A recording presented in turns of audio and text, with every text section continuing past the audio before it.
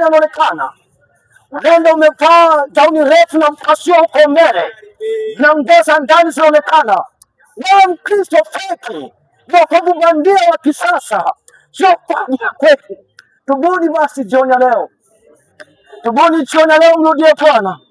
Ni wakati wa kutubu na kumrudia Bwana. Umevaa sketi ndefu na mpasuo unaonekana, mapaja yanaonekana. Na nikwambia ni dhambi ambazo watu wanapotazama wakivutiwa mesini. Ni hadi leo jistiri binti mama unanisikiliza. Ni wakati wa kutubu na kumrudia Bwana.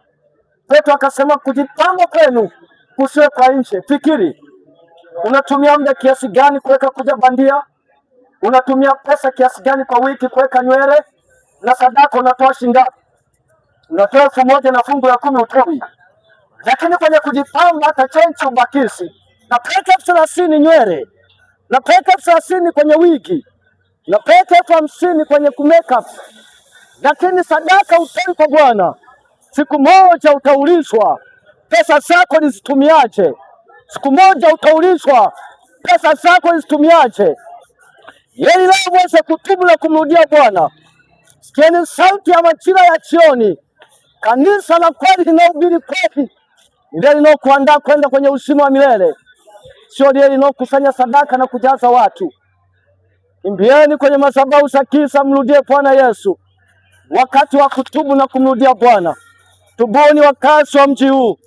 Tubuni mweze kumrudia Bwana jioni leo. Tubuni jioni leo. Tubuni jioni leo. Tubuni jioni leo. Tubuni jioni leo. Watu wote tubuni jioni leo. Ni kweli umeolewa vizuri lakini bado unachepuka. Tubuni jioni leo. Siku ile utaulizwa ya kwamba mmeo sahihi alikuwa ni nani, na utasema yule uliyekuwa naye, na orodha ya uliozini nao watakuja na watasema huyu alikuwa mke wangu. Yeye leo uweze kutubu, rudi kwa mume wako. Umepewa taraka na ukaolewa tena. Biblia itambui ndoa ya mke wa pili, Bwana, ndoa ya mume wa pili ni mume mmoja na mke mmoja mpaka kifo. Lakini dini yako imefungisha ndoa kwa sababu ya tamaa ya pesa na wingi wa watu. Lakini leo usipotubu na kumrudia Bwana, jehanamu utaenda mchana kweupe kabisa. Utakufa na watu watakula pilau vizuri, watasema oh, amepumzika kwa amani, kumbe uko unateseka kwenye mateso ya milele.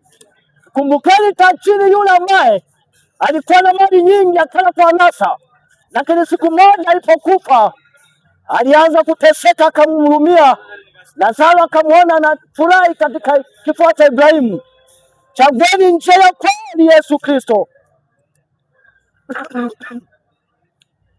Chagueni Yesu jioni ya leo. Chagueni Yesu wakazi wa mji huu. Chagueni Bwana Yesu jioni ya leo. Unaposikia sauti, sihitaji sadaka. Bwana, mimi sikuitoa sadaka. Nahitaji watu watubu. Sikuitoa sadaka. Ina kazi zangu ambazo nafanya zinaniingizia pesa. Sihitaji sadaka, nahitaji mtubu watu. Weze kutoka kwenye uovu, weze kumrudia Bwana majeshi. Ni kweli unaimba kanisani la wewe mwenyewe kinywa chako kina matusi. Je, unamwimbia Mungu gani? Kinywa kimoja unatukana, kinywa kimoja unajibu vibaya. Na hapo nasema na kuabudu Bwana. Unamwabudu Bwana mjinga shetani, wala sio Bwana mabwana.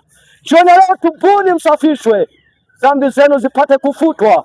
Nyakati ya toba ya dunia nzima. Yesu anawaita tena jioni leo, mweze kutubu na kumrudia Bwana. Matendo yako yatakutangulia kabla haujaenda kwenye hukumu. Jioni leo nawatangazia kina mama, nawatangazia mabinti na vijana, ni wakati wa kutubu na kumrudia Bwana. Wakati wa kutubu na kurudia kwa Mungu. Ni kweli ulizini kabla ya ndoa ukatoa na mimba ili kuficha aibu.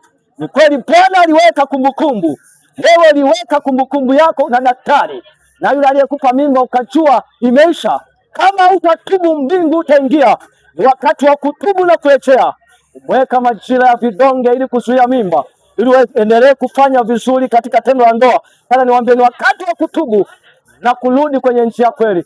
Sikieni sauti hii ya Bwana, nyakati za mwisho za kutubu na kumrudia Bwana. Mimi ni mjumbe, tunapita kuwakumbusha. Mkisikia sauti hii, na heri na muweze kumrudia Bwana. Ni wakati wa kutubu na kumrudia Bwana. Nataka kufika mwisho. Haleluya. Bwana Yesu asifiwe. Ninapofika mwisho, nataka niambie jambo moja kuu la kufanya. Jambo lenyewe ni kutubu tu.